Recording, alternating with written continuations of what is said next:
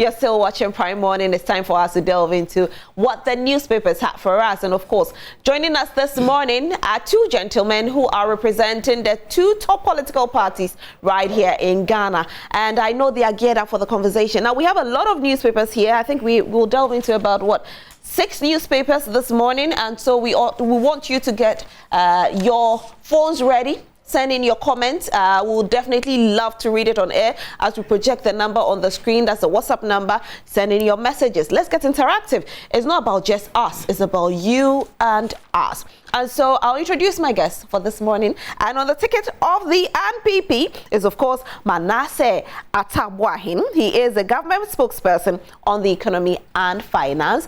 And on the ticket of the NDC is Raymond Edem Tamaklo. He is a communications team member for the NDC. Welcome, gentlemen. Thank you very much. How are you?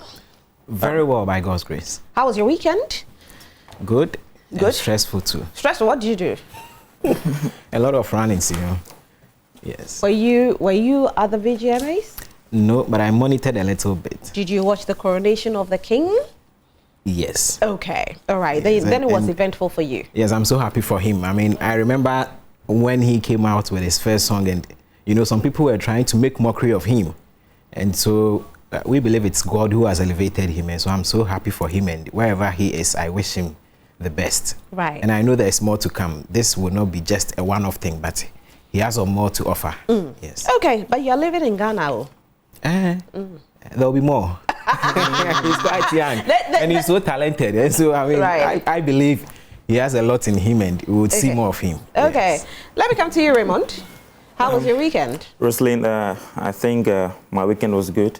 I also watched the VGMAs and I am particularly very excited and happy for Blacko, how far he's come. Team Blacko. Exactly. See, I'm looking at you people with bombastic side eye like this. I Team know. Blacko. We were Team PSCS. That's what we are like. I know, right? I was monitoring comments on social media, and someone was like, Charlie, if you are interested in something, and then Pentecost as well has an interest in it, then it means that they'll give you a run for your money. And indeed, they really did give Blacko around for his money, but honestly, the year under review, you could see that Blacko did everything, exactly. So I'm excited for him. Now we also have a competition called Cues and Lyrics that airs every Sunday at 8:30 p.m. Okay. If you haven't watched it yet, you watch it, and next week I'll take your opinions on it as well. Okay. You tell me your favorite because Blacko started somewhere, so we have people who have started, and of course, Joy Prime is definitely helping such people to be projected to the world. So you watch it, okay? And Esiodua is the host. Okay. Yes. Yeah, so you have to watch it. Sure, we will. Great. So we'll start with our very first newspaper, which is the Daily Guide newspaper. 2GPHA manager killers busted. Charles III crowned King of England. And of course, I've seen the new pounds. Have you seen it? Have any of you seen it? Not with yet. a beautiful picture of the king there. Wow. Yes. So the pounds are in. But if you have, the pounds, the old one, I think they are willing to take it. If you go there and you take it to the bank, they'll just exchange it for you. Okay. Blows in NDC. Oposuampo for drugs. Is here doing Ketia to elders. ASP guns down constable. North America, FOSA wants Fijai headmaster reinstated. Let's do some entertainment in here. Salinko's ex-wife allegedly shaded him. Kim Promise ends VGMA drought with 2 awards. Big congratulations to him. Ken Eric's proposes to Mr. Ibu's daughter. Fidelity calls for young entrepreneurs, mentors, and this is business.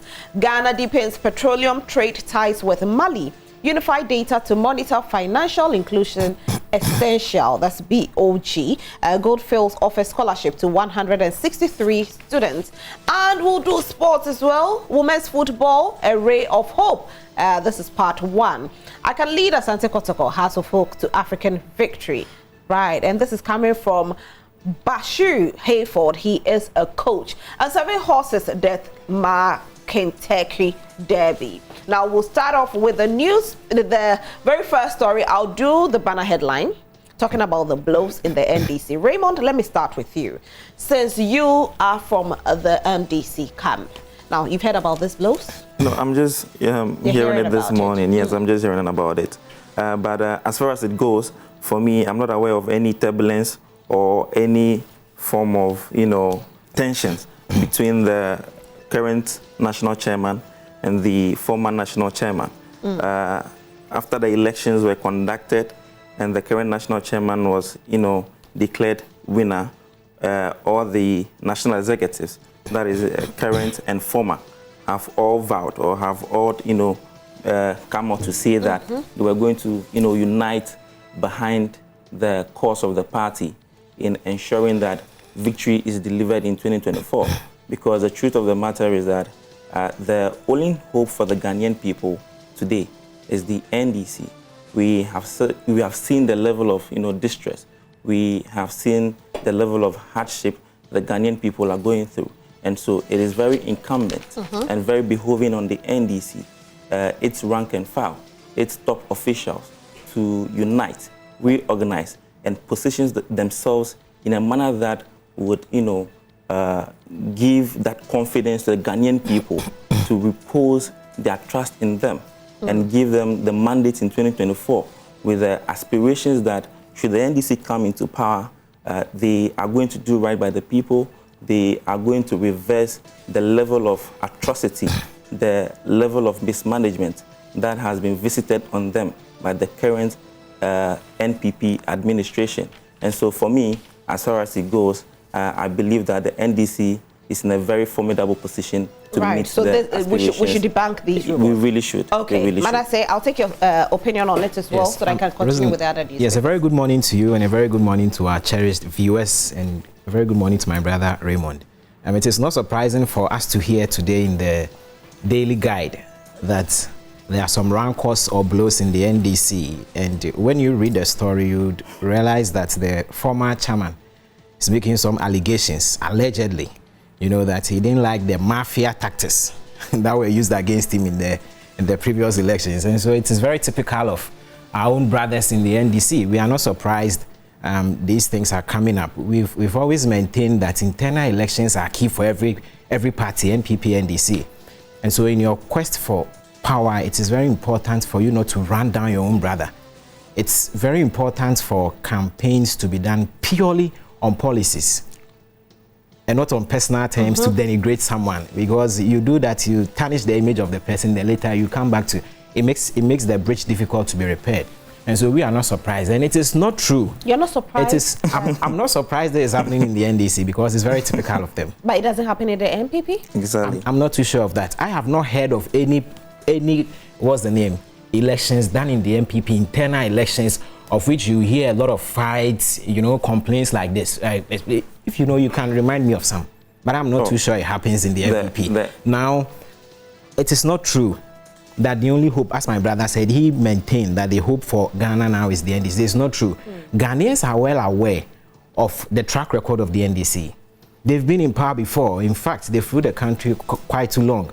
And so we know their track record. The only social intervention policy they left every Ghanaian with was the Dumso for 5 years. And they cancelled the teacher and nursing training allowance. Teachers worked for 3 years. They were paid just for 3 months. A lot more. And so it is not true that they are the hope for Ghanaians. Okay. Ghanaians, when you mention NDC, you remind Ghanaians of their woes, something they do not want to go back into. Okay. Of course, we believe we are in difficult times and we are working assiduously to turn the economy around.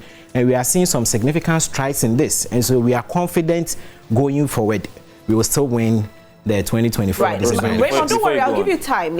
I'll give you time, okay? Don't worry. You just keep it. I just want to do about 3 newspapers and then we can have, very good interaction. Sure. The Ghanaian Times newspaper, tragedy hits police. Senior officer runs amok, shoots dead junior colleague. Now, this particular story, when I chanced on it on Saturday, I was very shocked.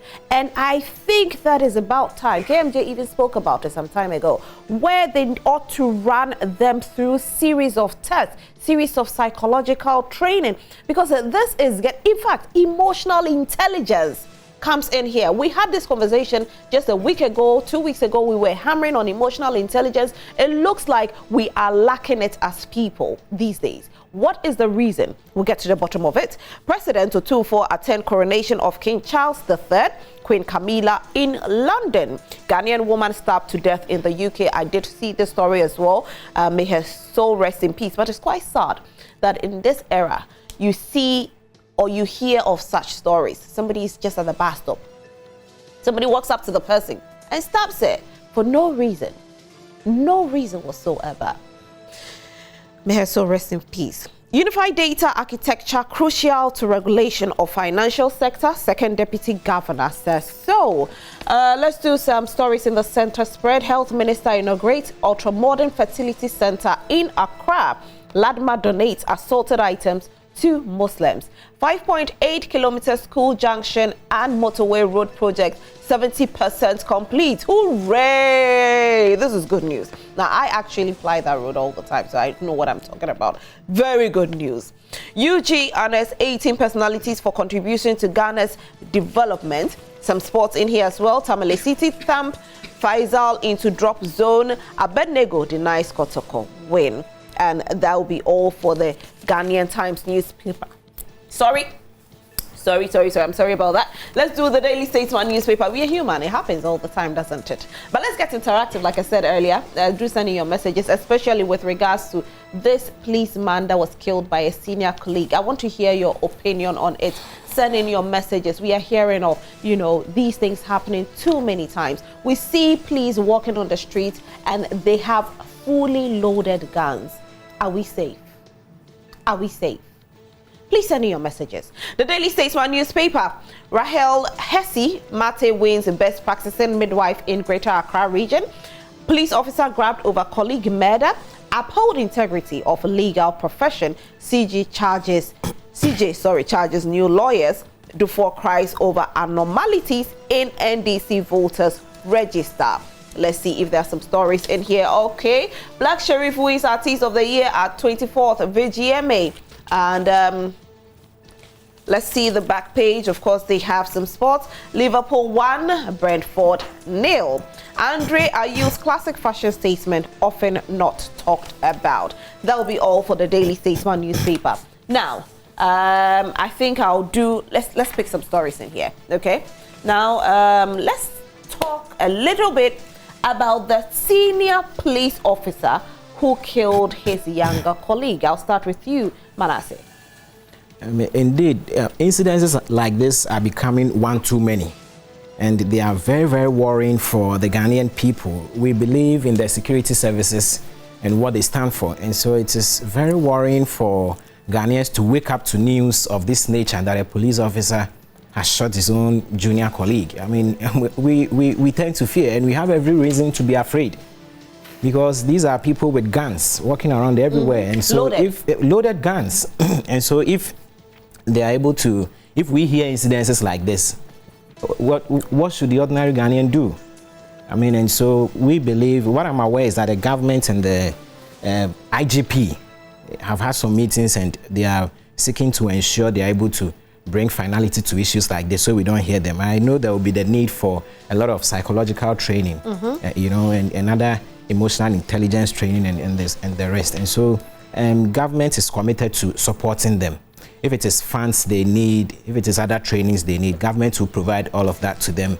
And we believe they will be able to, as professionals as they are, they'll be able to manage their own internal affairs to ensure we do not hear more of these incidences, so that the Ghanaian people will be confident in them. We need to restore confidence. Just recently we heard of, the shooting of a young lady in Kumasi. Exactly. And this happened because this man could not control his emotions. Yes. And this is somebody who belongs to the police force. And this is somebody who is supposed to be able to manage himself. And he has a rifle with him all the time, fully loaded gun.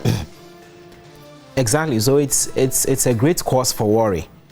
And as a country, if we are not able to have conversations like this to bring to bear the need for the police to be retooled when it comes to training them emotionally, we would be found wanting. Because if they have any issues, they can pull a gun on anyone.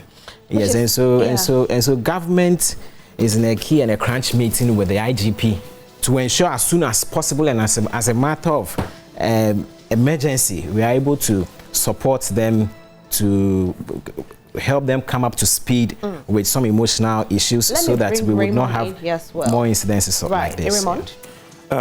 Okay, so Rosen, like my colleague said, this particular incident is becoming one too many in our country, especially when the police themselves are supposed to be the people who are safeguarding us in terms of security. And so, for me, it brings into question the integrity of the police, because they say that a service with integrity. Where is the integrity? The level of atrocities that the police themselves are causing in these days is very worrying. And like you've already stated, the incident of a police officer having to shoot a young lady. Exactly. And you also speak about the emotional intelligence, the level of psychological discipline, and all of that. It also brings into question the measures or the training procedures. What are the parameters that identifies or enrolls people into the police force? How are we able to determine their psychological and emotional intelligence levels? And so for me, I believe that we really need to retool and to reshape our recruitment processes to ensure that the people who wear the venerable attire are well disciplined, have the emotional intelligence and all of that. But you see, Rosalind, we cannot also pussyfoot around the situation, because there have been several concerns about the recruitment processes into the police force since the NPP came into power. Because the truth of the matter is that indiscipline in the police force has gone up. But if we're talking about this particular situation, he's a senior officer, meaning that he wasn't recruited under the NPP. Yes, so we don't have to limit our conversation Exactly. But I'm also trying to connect a dot that the level of indiscipline today we are seeing in the police force is also because of how the government has shrouded the police force and allowed people who do not necessarily qualify to be part of the force get in there. And so they term it as job for the boys. You see, when it comes to this? Yeah, it has something to do with it, because it boils down to indiscipline. Okay, and so indiscipline comes when the processes, that recruit people into the forces are relaxed. And so if we do not, because someone holds an MPP membership card, that is enough, accreditation, or that is enough qualification for the person to qualify. And so it means that the emotional intelligence level of the person, the psychological intelligence level of the person is not well evaluated. Right, Raymond, I do understand you, but this is a case where, like I said earlier, we are talking about a senior officer who has shot to death his colleague, who is a junior officer. Now, even as we talk about it, this junior officer might have been recruited under the NPP. We do understand. But this senior officer obviously was not recruited under the NPP. And so how then do we talk about, using a party card to get into, the police force? The only point I am trying to put across is that we must check the discipline levels of the people who go into the forces, regardless of political affiliations. That cannot be justification or enough qualification for anyone to enter the forces. It is the ugly head of indiscipline, of that individual that was not able to be checked at the time he was going into the force, that has resulted in he not being able to control himself and shooting another colleague. And so we must be able to check the discipline levels of the people that we recruit into the services. That is the point I am making, because all of this results from indiscipline. Okay, so you are trying to say that the young gentleman couldn't control himself? No, not a young gentleman. I am talking about the guy, the officer who shot. The senior colleague. Exactly. And so I am saying, at whatever time he was recruited, for whatever reason. So it doesn't have any political affiliation. No. It probably, I don't know if you're getting my point. It probably could be that the individual was enrolled into the forces based on certain other affiliations or considerations. But the point I'm making is that regardless of political affiliation, that cannot be a justification or a qualification for anyone to go into the forces. Let's ensure that the real measures that qualifies an individual into the forces are well checked. Like you've spoken about emotional intelligence and all of those things. But what about after you've recruited them into the service? What happens? Do you leave them astray? Do they have to go through some sort of training? Do they have to be checked all the time, their mental health? Because day in and day out, life changes, situations changes. It can affect your mental health. Are we supposed to ignore that and just look at the recruitment process, or when they get in there, the things that ought to be done? Yes, I'm aware that constantly the police service do organize training sessions for their personnel, and it entails a lot, physique, emotional intelligence, even trainings to check their mental health as well.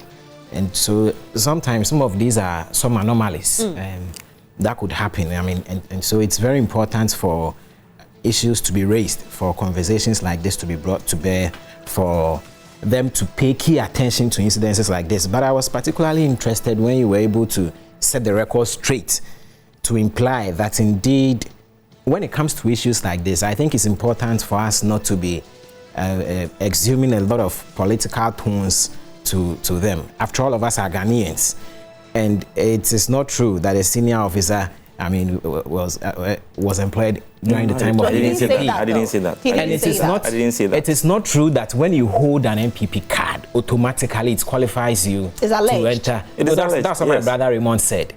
I mean, these are false allegations. I know a lot of NPP people. I know a lot of NPP people who, in fact, bought forms to enter the police service. They were denied. Right. And I know a lot of NDC people who are in the police service recruited during our time. But do some of them who have served the party well, have, a little bit of, preference? Because, when we talk about Ghana, we sometimes talk about whom you know. Of course, if you've been loyal to me, I can't watch you go astray. You don't have a job, yet you've been loyal to me. Do I choose somebody I don't know over you that you've been loyal? Rosalind, the police service is an unpartisan institution.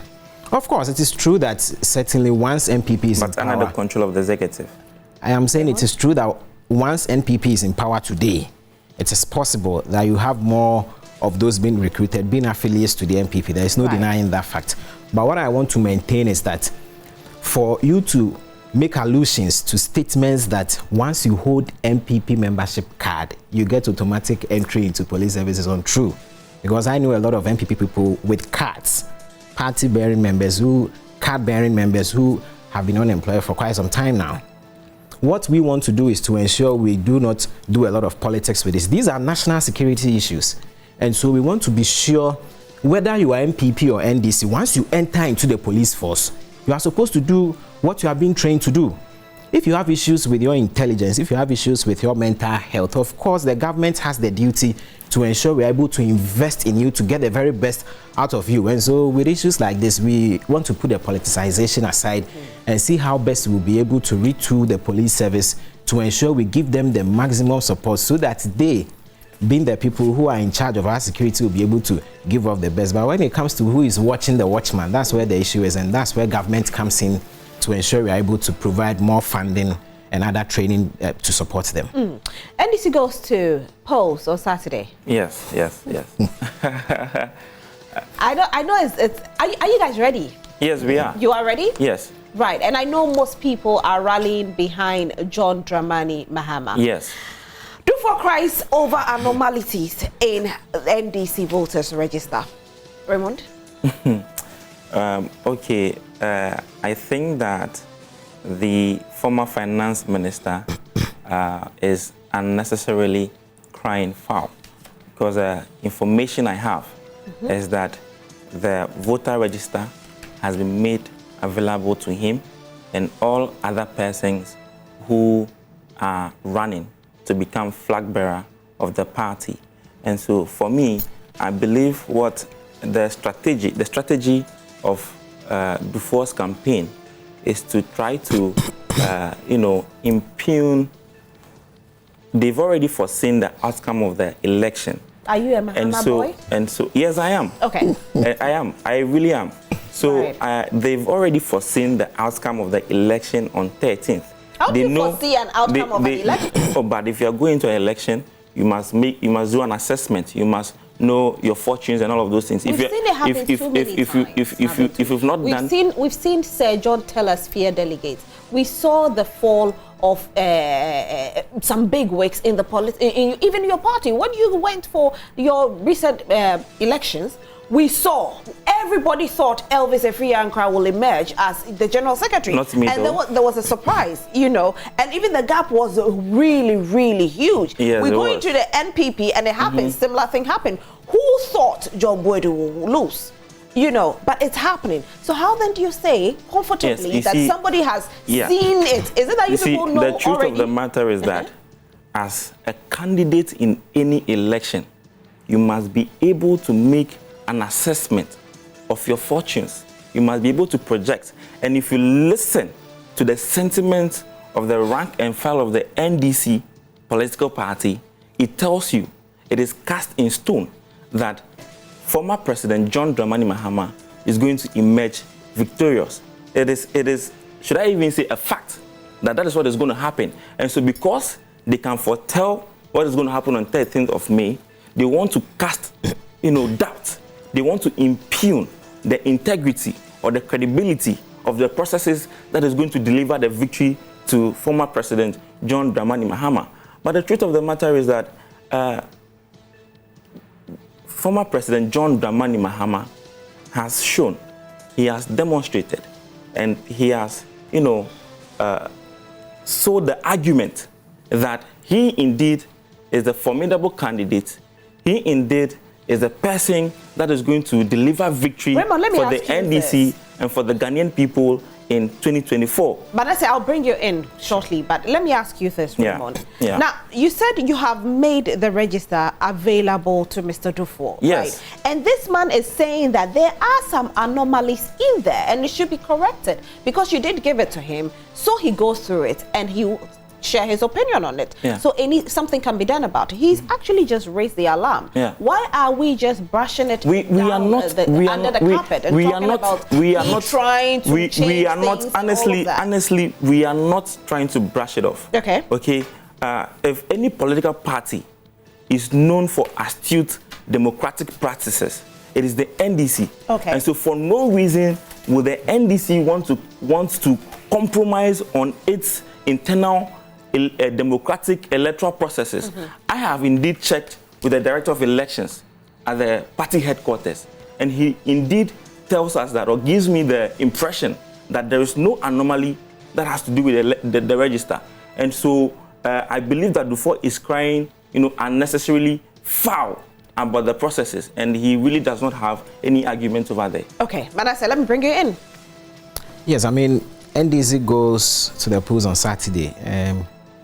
We wish them well, and we hope there will be no casualties. I mean, because for the recent one, there were no casualties. I mean, in their internal elections, most often we can't use most of it. They actually did come out to tell us, Manasseh, they came out to let us know that they've changed. Yes, we do agree that they've had some bad experiences, but the last elections, they did tell us they will not hear of anything like that. There were videos circulating, people throwing stones, using sticks. Anyway, Rosalie, no problem. I want to maintain. I want to, you see, even before the elections, my brother has taken sides. Of course, in these times, he should have sides. But you see, it's important for credence to be given to Dr. Dufour. I think it's overly unfair for my brother to say that Dr. Kwabena Dufour is crying foul. Of course, he's been given that's what you said. You say I mean, it's unfair. In every election, once the party has served him with the register, he also has to peruse it. And if he finds any anomalies, it's only better for him to get back to the party officials and raise those concerns with them. And they also would have to officially communicate with him that, okay, you raise these issues, we've also gone through and we think they are nothing, or we've taken these steps to address them. And so I'm not too sure. He said he did his checks with some party officials, and I mean, I'm not too sure if they've reverted to Dr. Dufour to explain these things to him. And so I believe it's unfair. Of course, we all have our preferences, you have your preferences, but I think Dr. Dufour is a prestigious man, and so it's not fair for certain comments to be made about him. For us, we only hope for the best. As I said, we wish them well, and we hope at the end of it, you see, most of them, even before the elections, they have their choice, and they want to bring But isn't that what they want with every party? Of course. Yeah. That's why I'm saying there is nothing wrong with that.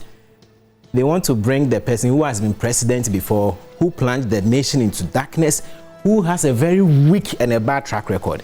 And for us in the NPP, we are very happy. In fact, they have no match.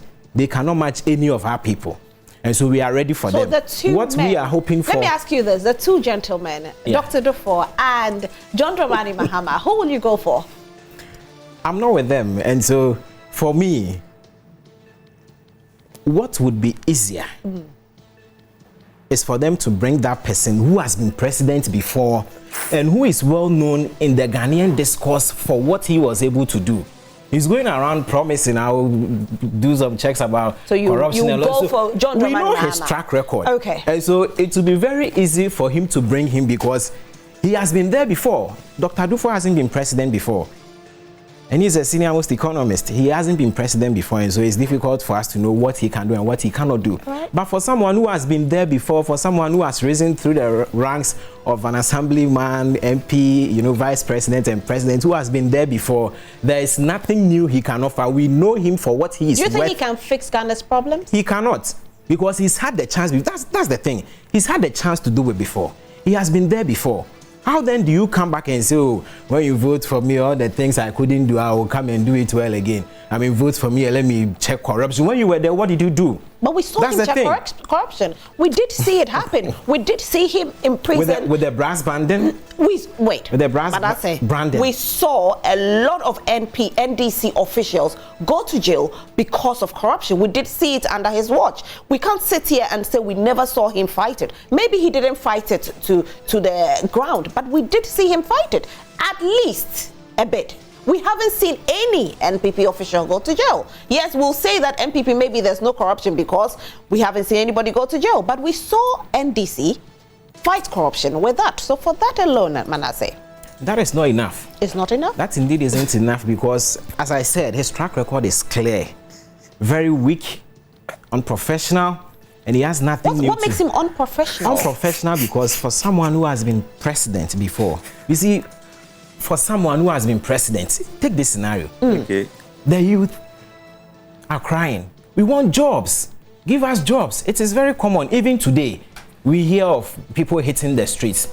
For a president to come out and tell the then president to come out and tell the youth that I'm not a magician to conjure jobs for you, this is unheard of. This is unheard of. Then again, for workers to be demonstrating that we are going through challenging times, so we beg you, do something about our salary. Then for him to come back and say, my friend, I have the dead goat syndrome. I'm like a dead goat, so if you threaten me with knife, I'm not moved. These are unprofessional statements. Manasseh, with what you just said, I just had to go and find with the unemployment, because you are making a point with regards to unemployment. Sure. Now I look at 2022, where it is NPP who is in power. So under the NPP, we are looking at the percentage, rate of unemployment actually increase. It's increased by a 0.06%. And so you ask yourself, if we talk about unemployment under the NDC and we come to the NPP and we are seeing an increment, then who ought to talk about unemployment? Rosalie, when it comes to employment, in fact, what the NPP has done from 2017 to now, the masses of people we have employed far outweighs what the NDC has done.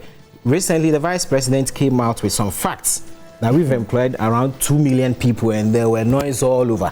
Don't forget the NAPCO. Today, NAPCO is not there, but at a go, we were able to employ 100,000 people. In fact, during COVID, health workers alone, we employed about 58,000 during COVID, just that alone. And they are still working. They've been internalized and they are working. And so when it comes to employment, we have done more. We even are reviewing. Doesn't show so.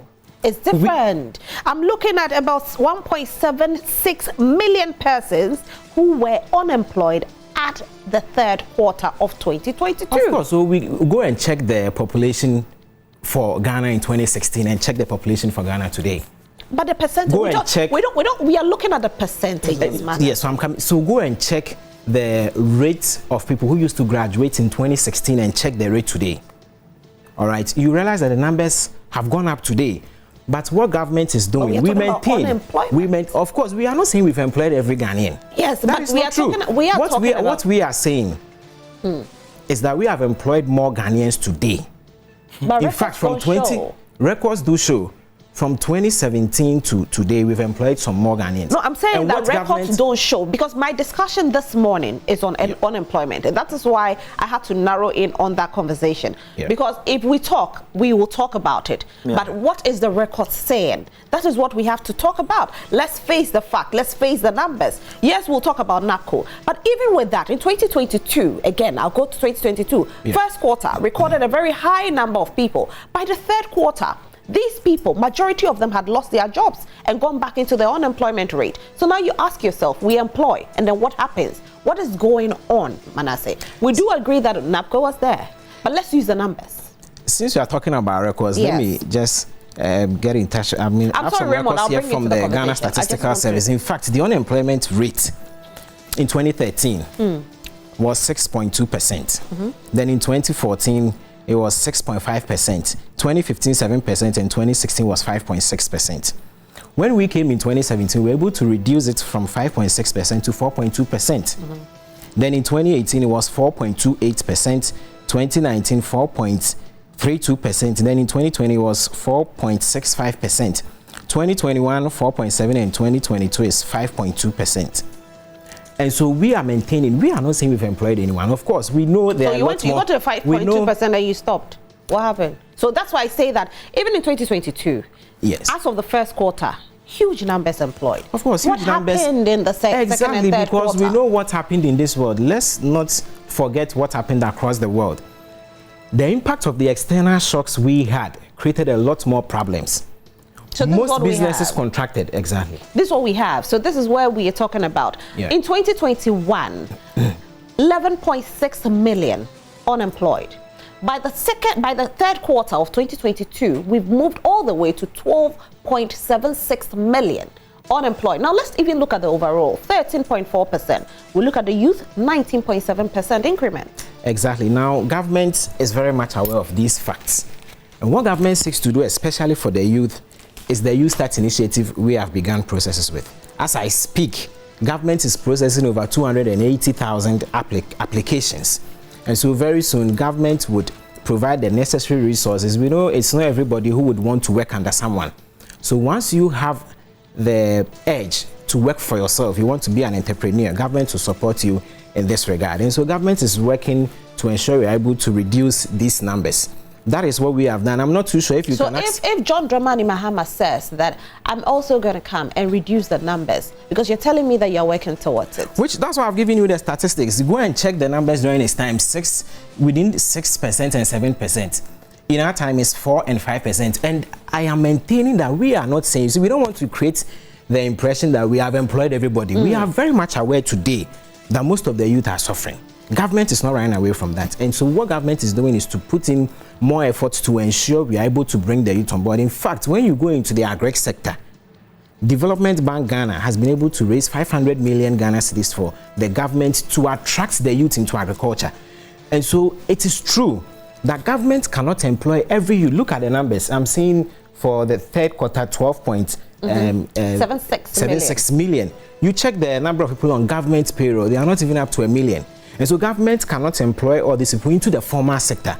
That's why government is looking at the other leg by creating the enabling environment for as many people as possible who would want to do their own businesses to be supported with money, training, and skills.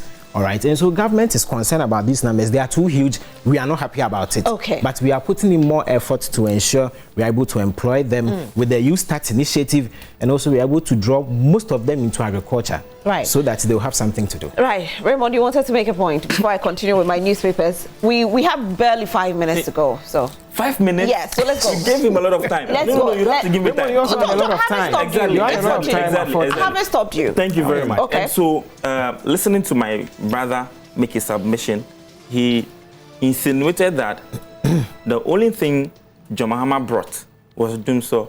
Please, I would want to correct that insinuation. Dumso, as of the time Mahama came into office, was a perennial challenge. Many governments have come to face the situation of Dumso, but failed to deal decisively with the situation. It took a visionary and, you know, a foresighted president, like President John Dramani Mahama, who committed all of the resources of this republic to ensure that Dumsor was kept. In fact, when President Kufuor was in office, what they did at the time to deal with the menace of Dumsor in this country was to mobilize and marshal pastors and prophets and reverend fathers to Akosombo to go and pray so that the menace of Dumsor would be kept. It was President Mahama who made very valuable investment into our energy sector to ensure that today the people of Ghana enjoy light at all times. 2, the impression that President Mahama is corrupt. I never said he's corrupt. Roslyn, if you live in a glass house, you don't throw stones. He didn't say he's corrupt. He said that fighting corruption. Of course. Okay, right. So let's correct right. it. Exactly. Yes, I will never say he's corrupt. If you live in a glass house, you don't throw stones. At least the corruption perception index should give you, you know, a clue if you really do not even have an idea about, you know, the fight against corruption in this country. The worst performance of President Mahama when it comes to dealing with corruption in this country is the best performance of President Akufo-Addo. The only president who is known in this republic as the corruption clearing agent is President Akufo-Addo. All the reports that seek to insinuate or that seek to bring to bear acts of corruption in this regime indict the presidency. Ensure that the presidency, if President Akufo-Addo is implicated, let me give you the scenarios. Yes, you have to, because you know, if you say anything, you have to have, of course, your proof. So you can't just let me make my point. Yes, okay, make your point. Exactly. You will call Anas's expose, number 12. The bosom friend of President Akufo-Addo, the then GFA president, Mr. Nyantechi, said that he could hold an investor's hand to the president, and then the investor would give 5 million to the president, and he would have his way because the president had just come out of an election and that the president was in his pocket. Is that not true? What happened to Nyantechi now? Where is Nyantechi? Is it not a fact? Where is Nyantechi? So you see, I am talking about. If we talk about fighting of corruption, yes, you mentioned Nyantechi. Where is he now? But I am talking about instances, okay, that indicts or cast a certain dark cloud on the president. You recall the recent expose, Galamsey economy, where a minister of state in charge of finance also talks about Vice President Bawumia in a certain way. In a certain. But if anybody talks about you in a certain way, what is the proof that is true? Yeah, I can sit anywhere, Raymond. I can sit anywhere and say, oh, Raymond is a thief. That doesn't mean it's true. Maybe I just don't like you. Maybe I'm trying to use your name to get something. So that might not be true. So can we just use that? Of course. Roslyn, what if it becomes so consistent? What if the people who are engaged in this level of, you know, conversations, or let me even say influence peddling, have a certain close proximity to the presidency? We are talking about a minister of state who is making these claims. Nyantechi, who is a bosom friend of the president. The people can make claims. Recent documentary by Al Jazeera, where a certain, you know, Matthias Alistair decided to mention somebody's name. Says that the president was his friend, says that the president was his lawyer, and that they've had certain criminal dealings together. He said that they siphon or they smuggle. It might go to court, so let's not, you know, talk about it too much. So, it might go to court. Yeah, sure. Yes, so once it goes, it's going to go to court. If you talk about it, but there's no indication that it's going to court. There's no indication that it's going to court. I said it might. So, but there's no indication now, so we can speak to it. No. There is no indication. No. I cannot go and answer to anybody. No problem. I'm sorry. Yes, I'm making a submission. No, on my platform. Indication. No. Nobody has. Not on my platform. We will go to not on my platform because I know the presidency. Okay, that is fine. That is fine. Because you have a minute to go, so hurry up, please. A minute? Yeah. You gave him over 15 minutes. He gave you more than that. Roslyn, when Charles Bisu, okay, secretary to the interministerial committee against Galamsey, was caught on tape receiving bribes, okay, this individual who is at the presidency was cleared by the president. Roslyn, this is where the president got the tag corruption clearing agent. You recall the incident of the current GRA Chief Executive Officer, who was then at Maritime. He was caught in a conflict of interest situation. He was caught in a conflict of interest situation. The only thing the president could do was to assess the situation, whitewash him, and then move him from Maritime to GRA. And so this is we have a president in place who rewards corruption. But we have a special prosecutor who investigates these things. You recall Pius Enam Hajide. You recall Pius Enam Hajide, an individual who was involved in a visa racketeering fraud. The president assessed the situation, whitewashed him, moved him to the information ministry. And so clearly, Roslyn, we have evidence. I like the fact that you actually do say that they actually analyze the situation, meaning that the investigation goes in there and maybe there's no proof in it to it. They whitewash. The Transbusus issue, okay, Anas, who did the investigation, petitioned the CID. Then, after petitioning the CID, the president quickly comes forward and says that they had already petitioned. He petitioned the office. He petitioned the office of the special prosecutor, that is Anas. Then quickly, the president comes out and says that they had already petitioned the office of the CID. All right. Then they came out and they declared the situation on the issue of unemployment. Roslyn, we need to talk about unemployment. In fact, less than a minute, we need to talk about unemployment. 5 minutes. In 2016, the most trumpeted campaign message of the NPP of President Akufo-Addo was that he was coming into office to provide jobs for the youth. That was a social contract consequent to which the Ghanaian people reposed their mandate and confidence into the NPP administration. 7 years afterwards, unemployment issue in this country is dire. It poses a great threat to our national security. We'll have that discussion Unemployment today. has Let moved, me read the other newspapers quickly and then we can round up the Unemployment has moved from 8.4% in 2016 to 13.9% in 2023. The farthest, you see, the national policy, the closest they have come to creating jobs in this country was the knee-jerk and temporal NAPCO policy. It's moved to 13.9%. Let me continue with the stories. Let's do the Daily Graphic newspaper. 3-story buildings collapse in a week. Fears there's a lack of supervision. Stroke cases rising among young people, which is quite worrying. We need to take very good care of ourselves. Graphic Lands Ministry dialogue experts explore natural resource challenges. Just One Group goes green. Let's do the Ghanaian publisher newspaper. Rwanda to host Africa Soft Power Summit. Baumia destined to lead NPP in 2024. Deputy Minister says so. How I wish I had time to ask you this, but unfortunately I can't. We'll definitely discuss this another time. Sure. You didn't give me enough time. I'm sorry, but what he was saying, it was in your favor. Which one is your own? No. Niger grateful to Akufo-Addo for a Futu London project. Ghana-Mali deep petroleum trade ties. For the Finder newspaper, access must precede energy transition. Experts say so. ASP shoots junior policeman dead. Upstream oil fields flare gas worth $300 million. PIAC report says so. Reducing carbon emissions in shipping industry takes center stage. Workers paid low slavery salaries. Over 502,855 workers paid 500 Ghana cedis or less. The reason? Retirees receive low pensions. This is quite sad to see. Too sad. Less than 500 Ghana cedis. Wow. That's sad. Anyway, I want to say a very big thank you to my guests who joined me this morning. I wish I had enough time, but I don't. I would say good morning to you, Paul Grave Wachidankwa, government spokesperson on governance and security. We greet you this morning, and we know that you have something cooking up, and we can't wait to see what's in that pot. We want to take a bite of that pot.